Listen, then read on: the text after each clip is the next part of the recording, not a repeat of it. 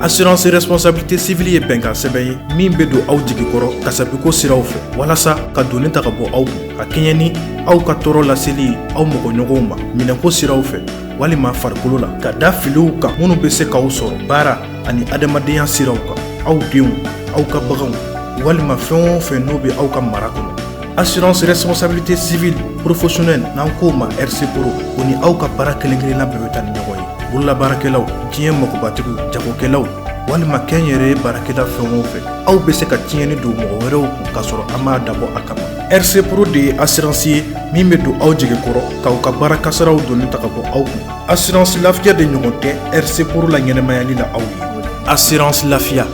ka sini ye hakilisigi kɔnɔ. Ni Siraba kumakan daminɛnen komi aw b'a dɔn k'a fɔ sariya de bɛ diɲɛnatigɛ ko bɛɛ la. Siraba kumakan y'a ka baara kɛ siraban kan boli sariyaw ɲɛfɔli ye aw ye. An ka foli bɛ aw bɛɛ lajɛlen. Jɛmukan in tɛ fɔ aw fɛn fɛn ko an ka foli bɛ aw ye. Kɛrɛnkɛrɛnnenya la an bɛ assurance lafiya baarakɛla bɛɛ lajɛlen fo. Monsieur Bokoum n'a ka jama olu minnu sɔnna ka an dɛmɛ nin baara in kɔnɔna la. An tɛ ɲinɛ an fa n'an karamɔgɔ kɔ a se Cherifla Madani Aidara. Ale mun kɛra sababu ye ale ni ɲɔgɔnna caman bɔ barantanya na. An b'a fo dan tɛ foli mun na. Bi aw ka jamukan na komi an y'a fɔ aw ɲɛna fɛn saba de bɛ an bɛ baara kɛ ni fɛn saba de. An bɛ siraba sariyaw panneau an b'olu ɲɛfɔ aw ɲɛna.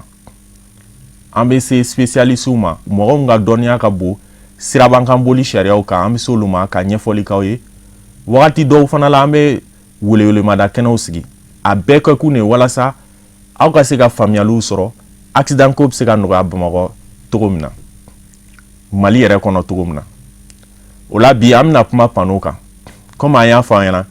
panneau suguya ka ca. Panneau dɔw bɛ yen minnu b'a yira aw la k'a fɔ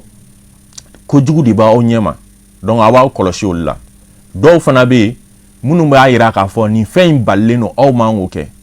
Dɔw fana bɛ yen minnu bɛ sira kunbɛn kumaw fɔ n'aw bɛna se sira kunbɛn na aw kan ka waleya minnu kɛ walasa aw bɛ se ka accident bɛ se ka nɔgɔya cogo min na. Donc panneau suguya ka ca. A gitron sanfɛ terrain fana bɛ yen. Nka bi an bɛna kuma mun kan o ye panneau min ye a fɔ o ma panneau d'indication.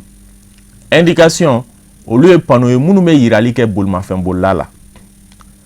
A nafa ka bon kosɛbɛ ka d'a kan yɔrɔw bɛ yɔrɔ la n'i tɛ nin panneau ninnu dɔn i tɛ se ka bolimafɛn boli. Olu de b'i taga siraw yirila olu de bɛ fɛnw yirila i mago bɛ se ka se fɛn minnu ma. Donc an k'aw ma panneau kɛra cogo o cogo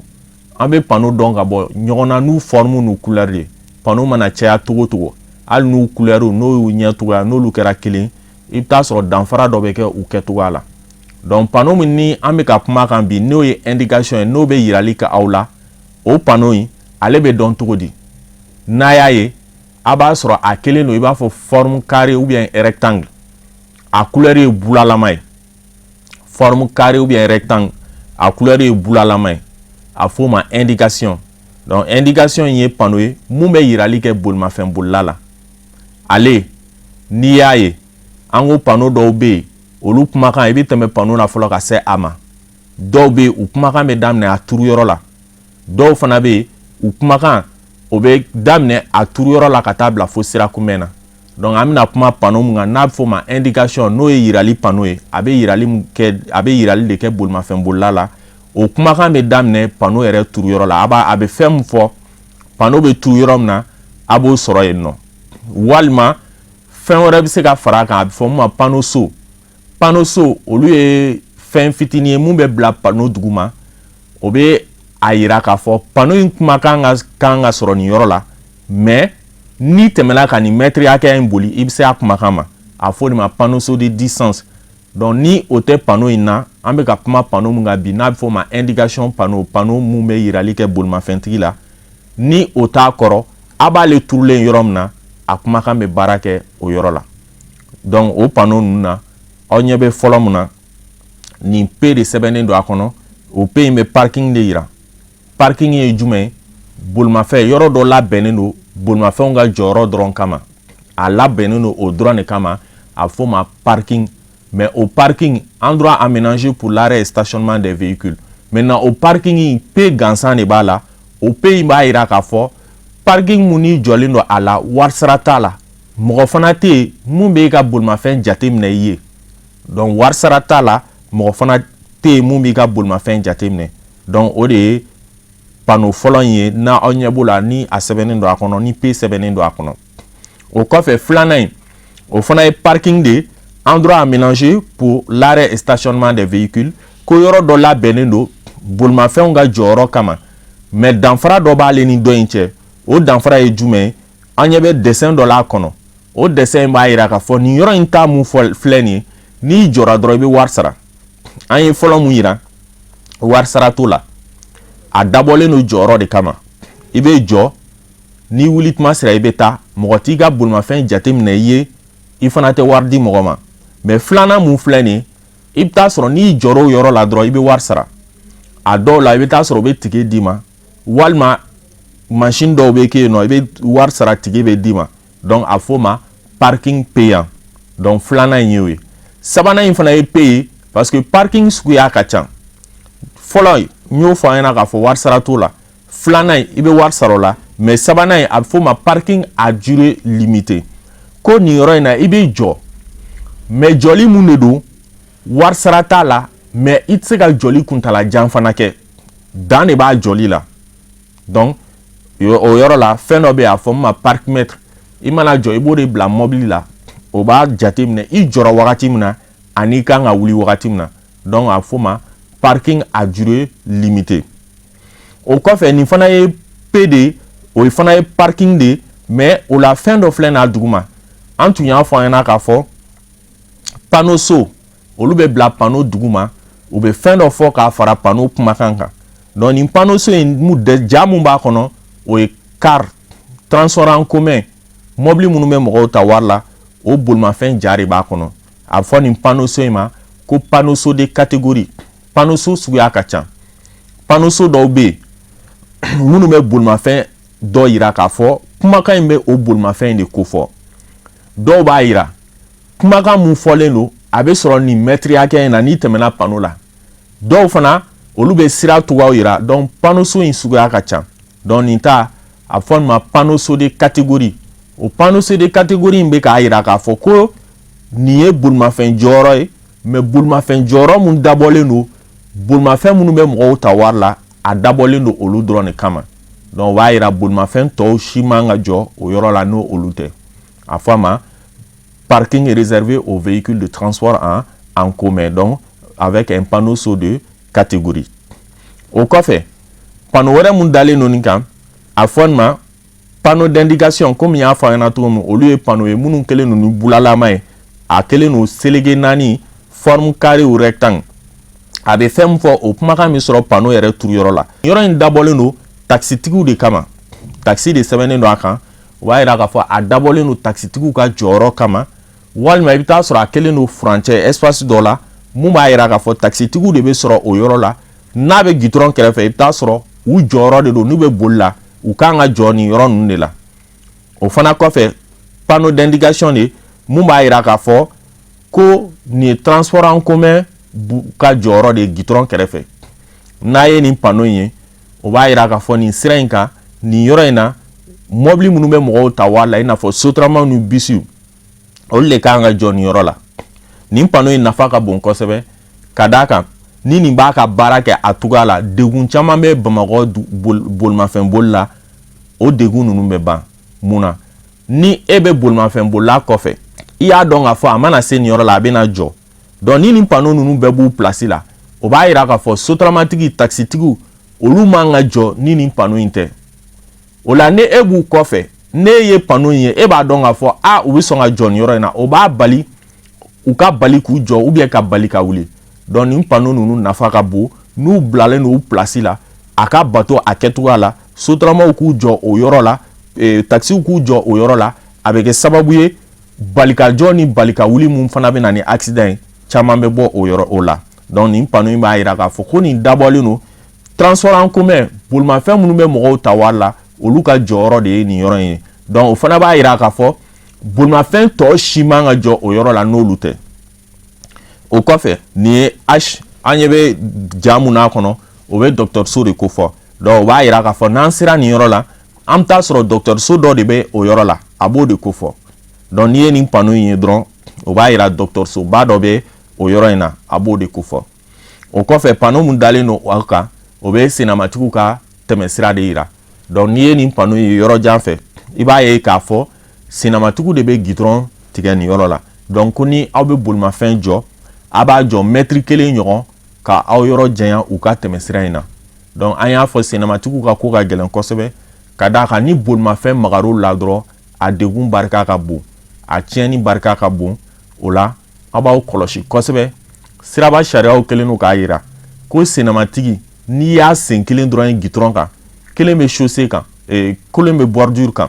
a y'i engagé ka ban k'i ka sira d'a ma o de ɲininen don bolimafɛn bolilaw bɛɛ fɛ. Donc dɔw bɛ an b'a ye k'a fɔ dɔw bɛ yen n'u ye senamatigiw ye u b'u fiyɛ ka d'a kan ko i jɔ n ye i ɲɛ bɛ n na i jɔ n ye i ɲɛ b'an na o man ka fɔ parce que a yiralen don k'a fɔ e kan ka sira d'u ma n'i y'u ye sira kan. O fana m'a fɔ o fana t'a yira k'a fɔ senamatigiw fana k'u fili sira kan cogo bɛɛ la. I bɛ taa sɔrɔ u ka tɛmɛ sira bɛ yɔrɔ minnu na u kan ka tɛmɛ o de kan ou bien passerelle yɔrɔ dɔw bɛ yen o kɛlen don k'o dilan i bɛ escalier b'a la i bɛ yɛlɛ sanfɛ i ni gitɔrɔn tɛ se ɲɔgɔn ma. Donc n'o bɛ yɔrɔ min fana la senamatigiw fana kan k'u gɛlɛya ka tɛmɛ o yɔrɔ ninnu fɛ u man k'u gitɔrɔn tigɛ fan bɛɛ fɛ. O kɔfɛ panneau mun dalen don kan ralentisseur a b'a fɔ min ma gendarme couché mɔgɔw b'a fɔ min ma gendarme couché ale bɛ kɛ yɔrɔw la i bɛ taa sɔrɔ yɔrɔ mun taa ni ka segin barika ka bon o la bolimafɛn bolilaw bɛ diyagoya k'u sumaya o yɔrɔ la a dabɔkun y'o de i bɛna se nin yɔrɔ min na i k'i sumaya walasa a yɔrɔ taa ni ka segin barika ka bon ni vitesse nana accident bɛ se ka k'a a yɔrɔ la. Donc ko n'a ye nin panneau in turulen yɔrɔ min na yɔrɔ jan aw k'a dɔn k'a fɔ gitɔrɔn sanfɛ ralentisseur in dɔ bɛ o yɔrɔ la o b'a yira jagoya aw b'aw sumaya ka tɛmɛ o yɔrɔ la. O fana kɔfɛ panneau mun dalen don nin kan nin ye sens unique chaussée suguya ye fila ye. Chaussée dɔ bɛ yen a bɛ fɔ o ma double sens de circulation o kɔrɔ bolimafɛnw bɛ taa dɔ bɛ segin u bɛ ɲɔgɔn kunbɛn a bɛ fɔ o ma double sens de circulation an y'o dɔncogo ɲɛfɔ an ka jɛmukan tɛmɛnenw la. Donc chaussée fana wɛrɛ bɛ yen a bɛ fɔ o ma sens unique i bɛ taa sɔrɔ sira bɛɛ bɛ taa seginni t'a la. Chaussée on a dit c'est l'ensemble des voies c'est-à-dire voie ye mobili bɛ boli fan mun kɔnɔ a fɔ de ma voie. Donc chaussée ye olu bɛɛ faralen ɲɔgɔn kan a fɔ o ma chaussée. O la ko nin panneau in b'a yira k'a fɔ an filɛ nin chaussée mun kan nin chaussée in voie bɛɛ bɛ taa seginni t'a la. Donc ni an b'o sira in kan fɛn jumɛn wɛrɛ bɛ se ka kɛ o yɔrɔ ninnu na an bɛ se ka stationnement kɛ à droite ou bien arrêt kɛ à droite n'o y'a sɔrɔ condition ka ɲi an b'an ka jɔli kuntala jan ani jɔli kuntala surun kɛ kinibolo ani numanbolo bɛɛ fɛ nin yɔrɔ in na. Ka d'a kan a ɲininen don ko n'i bɛ taa fan mun fɛ i b'i ka jɔli k'o de fɛ ni sira ye taa ni ka segin ye n'e bɛ ka taa de i b'i ka jɔli k'i kinibolo de fɛ mɔgɔ minnu bɛ segin olu b'u ka jɔli kɛ an fɛ mais nin yɔrɔ ninnu na ko an bɛ se ka jɔli kɛ fan fila bɛɛ fɛ parce que sira in bɛɛ bɛ taa seginni t'a la mais an tɛ se k'a fɔ an bɛ tuuru cɛ ka segin an kɔ ka d'a kan n'an ko an bɛ tuuru cɛ ka segin an kɔ o y'an bilalen sens interdit la. Donc nin yɔrɔ la ko nin sira in b'a yira nin panneau in b'a yira k'a fɔ an bɛ sira in mun kan sira in bɛɛ bɛ taa seginni t'a la chaussée à sens unique. O kɔfɛ panneau wɛrɛ mun dalen filɛ nin kan ko nin sira in n'i b'a kan ka taa i bɛ taa sɔrɔ sira in tɛ laban a bɛ tigɛ ɲɛfɛ a tɛ laban i kɔni bɛ se ka tour cɛ demi tour kɛ ka segin kɔ mais e tɛ se ka taa ɲɛfɛ ka d'a kan sira in barrelen don ɲɛfɛ sira in tɛ continuer. Donc filanan in fana b'a yira k'a fɔ sira in an bɛ se ka munumunu an kinibolo yan fan fɛ mais sira tɛ continuer ka d'a kan sira barrelen don a bɛ se ka taa so jɔlen don ou bien kogo sira kɔni bɛ ban o yɔrɔ la anw tɛ se ka taa mais an bɛ se ka tour cɛ ka segin an kɔ. Sisan panneau wɛrɛ mun dalen filɛ nin a kan n y'a chaussée ko kuma fɔ an ko chaussée dɔ bɛ yen a bɛ fɔ o ma double sens de circulation dɔ bɛ yen a bɛ fɔ o ma sens unique. Panneau in fana b'a yira k'a fɔ an filɛ nin yɔrɔ in na double sens de don voie dɔ bɛ taa dɔ bɛ segin mais ale bɛ bɔlɔnbɔlɔnni mun kɔnɔ an fila tɛ se ka tɛmɛ ɲɔgɔn fɛ i n'a fɔ fɔlɔ wagati jan na babili kɔnɔni tun bɛ wagati la cogo dɔ la mɔgɔ fila tɛ se ka tɛmɛ ɲɔgɔn fɛ dɔw bɛ ɲɔgɔn kɔnɔ. Donc ko panneau ɲɛsinnen don anw minnu ma anw de ye jɛman ye jɛman in b'a yira k'a fɔ anw de fɔlɔ bɛ tɛmɛ. Donc an bɛna ɲɔgɔn kunbɛn yɔrɔ min na anw fɔlɔ bɛ tɛmɛ minnu bɛ nalen olu de b'u jɔ n'anw tɛmɛna olu bɛ sɔrɔ ka tɛmɛ donc nin panneau in b'o de yira fɔ an bɛ ka kuma panneau d'indication de kan o bɛ yirali de kɛ bolimafɛnbolila la nin panneau in ko n'a turulen no yɔrɔ min na o b'a yira k'a fɔ anw filɛ nin ka se nin yɔrɔnin mun na ko priorité bɛ anw de bolo anw de fɔlɔ kan ka tɛmɛ priorité an y'a fɔ an ɲɛna ka tɛmɛ k'a fɔ o ye e de fɔlɔ kan ka tɛmɛ mais an y'a fɔ fana k'a d'a kan priorité b'i bolo o ye tiɲɛ mais n'i bɛ bolimafɛnboli la i bɛ fɛn de ɲini k'a kɛ fɛn mun b'a to e bɛ kisi mɔgɔ wɛrɛw bɛ kisi ka ni i b'i bila priorité in dɔrɔn kan k'a fɔ priorité bɛ n bolo n bɛ boli cogo min ye n diya priorité kɔrɔ t'o ye priorité kɔrɔ de i fɔlɔ kan ka tɛmɛ mais ne y'a ye k'a fɔ e ni mɔgɔ min bɛna bɛn o t'o dɔn k'a fɔ e de fɔlɔ kan ka tɛmɛ accident bɛna kɛ donc e b'i yɛrɛkun ɲini i b'i ka priorité ko in bila kɛrɛfɛ donc nin panneau in b'a yira k'a fɔ an bɛna ɲɔgɔn kunbɛn yɔrɔ min na anw de fɔlɔ bɛ tɛmɛ o kɔfɛ chaussée rétrécie donc an filɛ chaussée voie an bɛ filɛ nin sira mun kan ko voie saba de b'a la a voie saba in taalen ɲɛfɛ kelen bɛ bɔ a la donc kelen bɛ bɔ a la a tɔ bɛ to fila ye donc chaussée rétrécie donc ko voie in ye saba ye chaussée kan parce que an ko chaussée o ye voies bɛɛ faralen ɲɔgɔn kan voie mɔgɔ bɛ boli fan mun kɔnɔ i bɛ taa sɔrɔ marquage au sol goudron sanfɛ tɛrɛw kelen don ka siraw dantigɛ yira dantigɛ kelen kɔnɔna a fɔ de ma voie donc n'a sɔrɔ caman de don o caman in bɛɛ faralen ɲɔgɔn kan a fɔ ma chaussée donc ko nin yɔrɔ in na an bɛ chaussée mun kan chaussée in na voie bɛɛ bɛ taa seginni t'a la mais kelen bɛ bɔ a la a tɔ bɛna to fila ye parce que voie saba de don kelen bɛ bɔ a la a tɔ bɛna to fila ye donc chaussée rétrécie o kɔfɛ panneau wɛrɛ mun dalen don o kan a bɛ fɔ ma circulation à double sens donc ko nin fana ye circulation à double sens de an ni bolimafɛn wɛrɛ bɛ ɲɔgɔn kunbɛn donc n'an ni bolimafɛn wɛrɛ bɛ ɲɔgɔn kunbɛn a bɛ fɔ de ma circulation à double sens donc chaussée à double sens donc ko nin chaussée à double sens in na voie kelen bɛ taa fila bɛ segin donc kelen bɛ taa fila bɛ segin nin yɔrɔ sugu la u b'a fɔ a bɛ fɔ mun ma ligne continue i bɛ taa sɔrɔ o ligne continue de bɛ danfara yira u ni ɲɔgɔn cɛ voie fila min bɛ taa ani kelen bɛ sigi soit terre plein bɛ k'u ni ɲɔgɔn cɛ soit ligne continue an y'a fɔ an ɲɛna jɛmukan tɛmɛnenw na k'a fɔ ligne continue ninnu olu bɛ jate komi kogo de ale ye tɛrɛjan kelen de donc n'a y'ale ye dɔrɔn a bɛ komi kogo de mɔgɔ man ka yɛlɛ ale kan n'i yɛlɛnna ale kan a bɛ komi dantigɛ mun bɛ siraw ni ɲɔgɔn cɛ o kogolama i yɛlɛn'o de kan donc nin b'a yira k'a fɔ an bɛ sira min kan chaussée à double sens de circulation de don voie kelen bɛ taa fila bɛ segin o kɔfɛ nin fana bɛ chaussée ko de fɔ chaussée fana suguya ka ca sira suguya ka ca route nationale bɛ yen route départementale bɛ yen autoroute bɛ yen route express bɛ yen donc sira dɔw bɛ yen olu dabɔlen don vitesse kama dɔw bɛ yen mɔgɔ man ka boli o kan mais sira minnu bɛ dabɔ vitesse kama n'a fɔ o ma autoroute ou bien route à chaussée séparée olu la i bɛ taa sɔrɔ a dilannen don k'a kɛ mɔgɔ wɛrɛ tɛ se ka bɔ kɔfɛ ka don sira in kan sira in bɛ kɛ tagali dɔrɔn seginni tɛ k'a la mais i ni bolimafɛn tɛ bɛn a labɛnnen don fana mɔgɔ wɛrɛ tɛ se ka bɔ hali bagan tɛ se ka bɔ kɛrɛfɛ ka bila sira in kan donc o sira ninnu dabɔlen don vitesse de kama a bɛ dugubaw de la ka caya donc nin panneau in b'a yira k'a fɔ an b'o o sira dɔ de kan a bɛ fɔ mun ma route à chaussée séparée par terre plein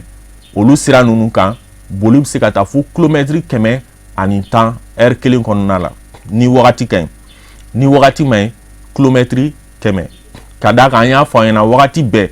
ni wagati ma ɲi ni san bɛ nalen ou bien gɔngɔn wulilen don yeta dɔgɔyara dɔrɔn i kan k'i ka vitesse dɔgɔya donc ko ni wagati ma ɲi boli kan ka dan kilomɛtiri 100 la mais ni wagati ka ɲi an bɛ se ka boli fo kilomɛtiri 110 donc terrain de filɛ nin ye o kelen kan o b'a yira an tun b'o sira mun tun fɔlen don o sira in banna nin yɔrɔ la o kɔfɛ panneau wɛrɛ mun dalen filɛ nin ye o bɛ autoroute de kɔfɔ autoroute sira mun ka bon ni sira bɛɛ ye ka d'a kan mɔgɔw bɛ siraw ɲagami ɲɔgɔn na parce que dɔw b'a fɔ sira dɔ ma ko autoroute Mali yɛrɛ kɔnɔ yan autoroute tɛ an bolo yan autoroute ye siraw ye sira mun dabɔlen don boli bɛ se ka kɛ fo kilomɛtiri 130 heure kelen kɔnɔ n bɔra k'o de fɔ sisan o sira ninnu kan foyi tɛ se ka bɔ kɔfɛ ka don sira in kan sira in tagali dɔrɔn de bɛ k'a la seginni t'a la yɔrɔ dɔ b'a la a fɔ o ma bande d'arrêt d'urgence olu bɛ kɛ a kinibolo yan fan fɛ ni mobili tiɲɛna ou bien fɛn dɔ cunna bolimafɛnbolila kan i bɛ jɔ o yɔrɔ ninnu na donc a labɛnnen don k'a kɛ hali bagan tɛ se ka bɔ kɔfɛ ka na bila sira in kan parce que a dabɔlen don vitesse de kama a ka ca pays développé o jamana minnu taalen don ɲɛfɛ kosɛbɛ a ka ca olu de kan donc nin panneau in b'o de yira k'a fɔ an bɛ autoroute de kan sira belebeleba de kan sira minnu b'an bolo yan an ka sira nationaliw de ka ca la donc autoroute t'an bolo yan tuma bɛɛ i b'a mɛn mɔgɔw da an ka autoroute ou bien autoroute Mali kɔnɔ bi an bɛ yɔrɔ min na ko bi autoroute t'an bolo fɔlɔ donc nin panneau in de b'o yira k'a fɔ autoroute de ye an bɛ autoroute sira de kan donc panneau wɛrɛ mun dalen filɛ nin a kan ni tɛrɛ bilenman b'a kan o b'a yira k'a fɔ o sira mun ni an tun b'a kan ni autoroute de don ni boli tun kan ka taa fo kilomɛtiri 130 ni wagati ka ɲi ni wagati ma ɲi kilomɛtiri 110 il faut que mɔgɔw ko hakili t'o la wagati bɛɛ dugu kɔnɔna la Mali kɔnɔ an ka boli kan ka dan kilomɛtiri 50 de la ni dugu kɔnɔna tɛ kilomɛtiri 90 heure kelen kɔnɔ mais o ye de ni wagati ka ɲi i ka yeta ka bon santé nalen poussière wulilen tɛ a bɛ fɔ o ma wagati ka ɲi wagati ma ɲi tuma min ni san bɛ nalen ou bien poussière gɔngɔn wulilen don yeta bɛ dɔgɔya a bɛ fɔ wagati ma ɲi ko o wagati ninnu na an ka boli kan ka dan kilomɛtiri 110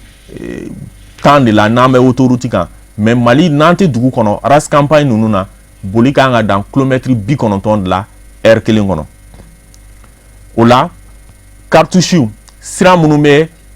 panneau minnu b'a yira k'a fɔ ko nin sira in tɔgɔ ye nin nin sira in ye nin n bɛna tila k'o yira aw la sisan o kɔfɛ nin panneau mun dalen don a kan o panneau in o b'a yira k'a fɔ senamatigiw de kan ka tɔgɔma nin yɔrɔ ninnu na tɛrɛ bilenman mun filɛ nin a kan o b'a yira k'a fɔ ko o banna senamatigiw man ka u tun kan ka tɔgɔma nin yɔrɔ la o banna donc panneau wɛrɛ mun dalen filɛ nin a kan a bɛ fɔ o ma route nationale numéro 16 ko an bɛ sira dɔ de kan an donna dugu dɔ de kɔnɔ dugu in tɔgɔ bɛ sɛbɛn panneau kan sanfɛla la an ɲɛ bɛ fɛn mun na a bɛ fɔ o ma cartouche ninnu olu de bɛ kɛ sababu ye an k'a dɔn k'a fɔ an bɛ sira mun kan sira in tɔgɔ ye nin de vitesse mun kan ka taa kan o bɛ dɔn o de senfɛ donc o cartouche ninnu na bilenman b'a la nɛrɛmugulama b'a la nugujilama b'a la jɛman b'a la mais a fɛn o fɛn a bɛɛ bɛ sira dɔ de tɔgɔ fɔ bilenman 2 de b'a la bilenman fɔlɔ o ye autoroute ye ale i bɛ lettre A de bɛ k'a la k'a kɛ bilenman ye donc o b'a yira k'a fɔ an bɛ sira mun kan sira in ye autoroute de autoroute n ko o de la sira ye sira mun ka bon ni sira bɛɛ boli bɛ se ka taa fo kilomɛtiri 130 donc bilenman 2nan o ye route nationale ye n y'a fɔ a ɲɛna k'a fɔ o de ka ca an ka dugu ninnu kɔnɔ an Bamakɔ kɔnɔna la an ka dugu Mali kɔnɔ yan nɔ route nationale de ka ca donc lettre N k'o kɛ bilenman cartouche couleur bɛ kɛ bilenman ye o bɛ route nationale yira donc n'i y'o ye panneau sanfɛ dɔrɔn o b'a yira k'a fɔ an bɛ sira mun kan sira in tɔgɔ route nationale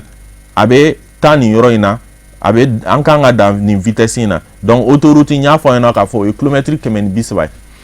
kilomɛtiri 110 ni wagati ma ɲi national o ye kilomɛtiri 90 ni wagati ka ɲi ni wagati ma ɲi kilomɛtiri 80 maintenant ni cartouche ninnu fɛn fɛn filɛ n'a bɛ dugu kɔnɔna la ni n'a bɔra autoroute ani route à chaussée séparée la ni dugu kɔnɔna de don boli kan ka dan kilomɛtiri 50 de la sira in fɛn o fɛn n'a b'a kan fo n ye sira ba 2 min fɔ ni olu dabɔlen don vitesse kama parce que hali n'olu bɛ dugu kɔnɔ i bɛ taa sɔrɔ a labɛnnen don mɔgɔ tɛ se ka bɔ ka na bila o sira ninnu kan donc yɛlɛnyɔrɔw de b'a la jiginyɔrɔw de b'a la a bɛɛ labɛnnen don mɔgɔ tɛ don a kan a dabɔlen don vitesse de kama n'a bɔr'o la sira tɔw fɛn o fɛn n'aw bɛ dugu kɔnɔ boli kan ka dan kilomɛtiri 50 de la heure kelen kɔnɔ o y'a ye ni wagati ka ɲi ni wagati ma ɲi a bɛ se ka jigin o dugu ma o kɔfɛ nɛrɛmugulama min filɛ nin a fɔ nin ma route départementale donc route départementale ale ye nɛrɛmugulama ye n'a ye cartouche kelen ye couleur nɛrɛmugulama ye dɔrɔn o b'a yira k'a fɔ sira in ye route départementale le o kɔfɛ jɛman minnu filɛ nin olu b'a yira k'a fɔ route communale o bɛ ale ye jɛman ye donc C b'o de yira k'a fɔ route communale donc R o ye route rurale R in ye o ye jɛman fana o ye R ye o bɛ route rurale ko fɔ F o ye forestier donc siraw dɔw bɛ yen nɔ i bɛ taa sɔrɔ u dabɔlen don u bɛ yɔrɔ minnu na kungo kɔnɔ baganw ka ca a yɔrɔ la donc olu a fɔli ma route forestier donc ninnu ye cartouche ye olu de b'a to an bɛ sira tɔgɔ dɔn o la an b'a dɔn k'a fɔ an bɛ sira mun kan parce que sira in fana a dɔnni nafa ka bon o la i b'a dɔn k'a fɔ n bɛ sira mun kan ninnu de bɛ o yira an na o kɔfɛ an bɛ wagati min na ɔkɔliw taara donc ni ɔkɔliw taara bolimafɛnbolilaw ka baara kan ka kɛ mun ye o ye anticipation de ka a anticiper o kɔrɔ ka kɔn ko ma donc o bɛ mun yira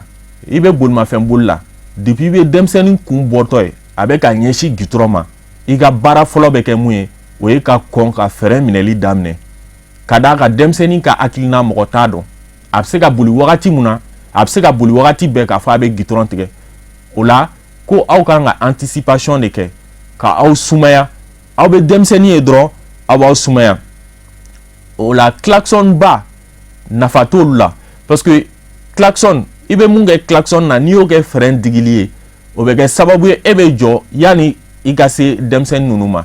an b'a ye k'a fɔ klaxon diyaɲɛ kama dɔw bɛ klaxon kɛ baganw na sagaw bɛ misiw bɛ sira kan u bɛ klaxon k'o la olu bɛ klaxon dɔn donc klaxon ba nafa foyi t'a la klaxon yɛrɛ balilen don dugu kɔnɔ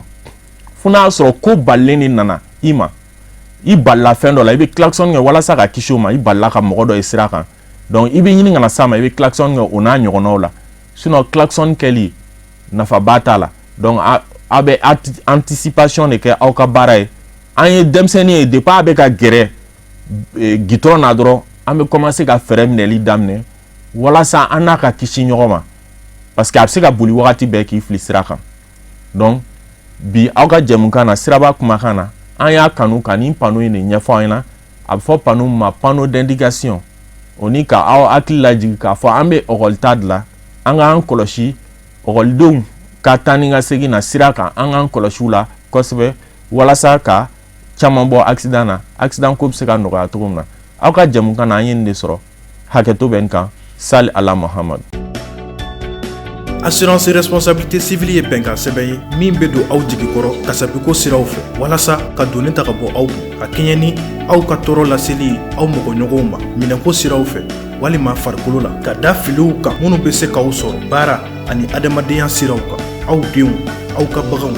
walima fɛn o fɛn n'o bɛ aw ka mara kɔnɔ. Assurance responsabilité civile professionnelle n'an k'o ma RC Pro o ni aw ka baara kelen-kelenna bɛɛ bɛ taa ni ɲɔgɔn ye. bololabaarakɛlaw diɲɛ magobatigiw jagokɛlaw walima kɛnyɛrɛ baarakɛla fɛn o fɛn aw bɛ se ka tiɲɛni don mɔgɔ wɛrɛw kun k'a sɔrɔ an m'a dabɔ a kama. RC Pro de ye assurance ye min bɛ don aw jigi kɔrɔ k'aw ka baara kasaraw donni ta ka bɔ aw kun. Assurance lafiya de ɲɔgɔn tɛ RC Pro la ɲɛnɛmayali la aw ye.